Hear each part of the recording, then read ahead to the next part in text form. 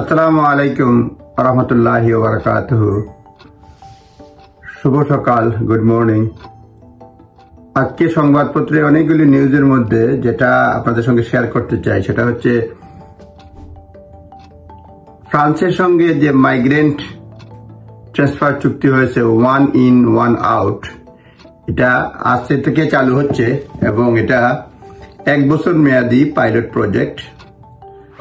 কর্মকর্তারা মনে করতেছেন 10টা বোট যদি আসে, 8টা যদি আটকানো যায়, স্টপ করা যায়, তাহলে এটা ইফেক্টিভ হবে। এবং এটা আজকের পত্রিকায় লেখছে ব্রিটেন এবং France will have to stop 8 in 10 attempt migrant crossing to destroy the business model of people smuggler। হ্যাঁ, এটা এবং first migrant is due to deport to ফ্রান্সে ডিপোর্ট করার কথা, মানে এই চুক্তি অনুযায়ী এন্ড অফ দিস উইক মানে ডিপোর্ট করার কথা এটা বলছে আর কি।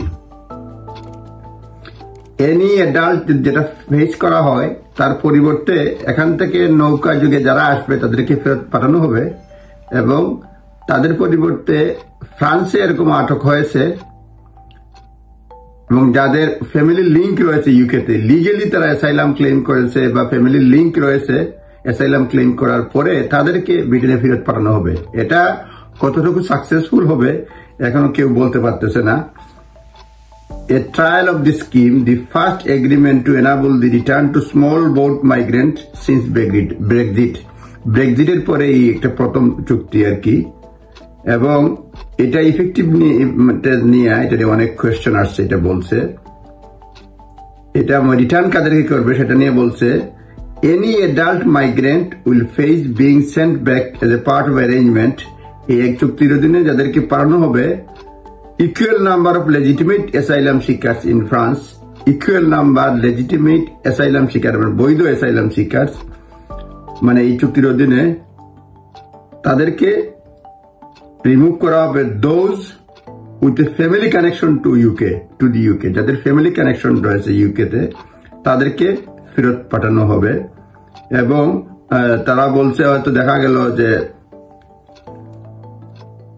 those with a family connection to the UK or from a country with a high rate of asylum claims granted such as Afghanistan, Iran or Eritrea। এমনকি France থেকে ফেরত পাঠানো হবে যারা অ্যাসাইলাম গ্রান্ট মানে হাই রেট যেসব দেশ রয়েছে সেই সব দেশের অধিবাসী যদি ফ্রান্সে থাকে, যেমন আফগানিস্তান, ইরান, ইরিত্রিয়া। অর্থাৎ এই চুক্তির অধীনে ব্রিটেনে কানেকশন আছে, মানে বৈধভাবে অ্যাসাইলাম সিক করছে, তাদেরকে এখানে পাঠানো হবে। এবং আরো ক্লাসিফিকেশন তারা করে বলছে যে হাইলি মানে যেসব দেশের দেশের নাগরিকদের অ্যাসাইলাম সহজে মঞ্জুর হয় সেসব দেশের নাগরিকদেরকেও এই চুক্তির অধীনে ব্রিটেনে ফেরত পাঠানো হবে। চুক্তিটা বলা হচ্ছে 1 in 1 out, অর্থাৎ আমরা একজন ফেরত পাঠাবো, একজন তারা ফ্রান্স থেকে আমাদের এখানে ফেরত পাঠাবে। আরেকটা নিউজ একটু শেয়ার করতে চাই। এখানে শর্ট গান মানে গান লাইসেন্সটা তারা ওনারশিপ সেটা শক্ত করতে চাচ্ছে এবং আজকে থেকে নতুন আইন তারা কার্যকর করতে যাচ্ছে ব্রিটেনে।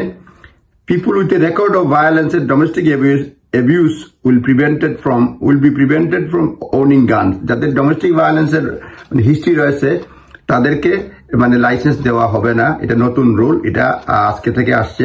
অ্যাপ্লিকেশন ফর শর্টগান লাইসেন্স এখন বর্তমানে 2 জন রেফারি লাগবে rather than 1 to bring process into the line with the rules of other firearms।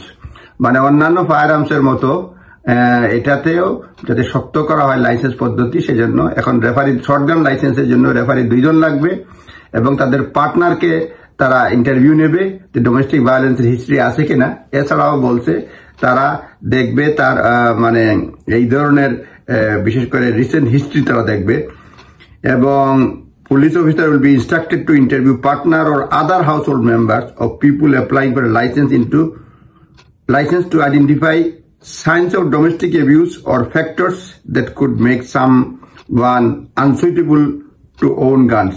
মানে এই যে ডোমেস্টিক ভায়োলেন্স অন্য কোনো পাগলামের দোষ আছে কিনা সেগুলি তারা চেক করবে। They must carry out additional checks, মানে তাদের অন্য কোনো ভায়োলেন্সের রেকর্ড আছে কিনা যাতে তারা এই ফায়ার আর্মস রাখতে না পারে, সেই জন্য এই নতুন আইন হচ্ছে। মোট কথা গান ওনারশিপ বা গানের লাইসেন্স পার্সোনালি রাখার জন্য এগুলি শক্ত করতেছে। শর্ট গানের জন্য রেফারি 2 জন লাগবে, পার্টনার বা ওয়াইফ বা হাজবেন্ডের তারা ইন্টারভিউ নেবে, ডোমেস্টিক ভায়োলেন্সের কোনো হিস্ট্রি আছে কিনা, কোনো রিস্ক আছে কিনা, এগুলি তাদেরকে দেখতে হবে নতুন আইনে। কারণ এটা হচ্ছে 2 ইয়ার্স, মানে এর আগে যেটা হয়েছে 2 বছর আগে এক লোকে তার ফ্যামিলির মানে 4 জনকে মানে লাইসেন্স ছিল, মানে যখন লাইসেন্স দেওয়া হয় তখন দেখা হয় নাই তার হিস্ট্রি মানে ভায়োলেন্স, এবং সে মোট 5 জনকে, তার মা এবং আরো 4 জনকে, এবং এর মধ্যে 4 জনের মধ্যে একজন তার 3 বছরে 3 ইয়ার্স ওল্ড গার্ল, মানে সে মেরে ফেলছে 8 মিনিটে, মানে 5 জনকে সে মেরে ফেলছে লাইসেন্স গান দিয়ে। তারই প্রেক্ষিতে নতুন আইন শক্ত করা হচ্ছে। যাই হোক, শেয়ার করলাম, অনেকগুলো নিউজ আছে আজকে, এই 2টা মনে করলাম একটু ইম্পর্টেন্ট শেয়ার করা উচিত। ধন্যবাদ, ভালো থাকবেন, আসসালামু আলাইকুম।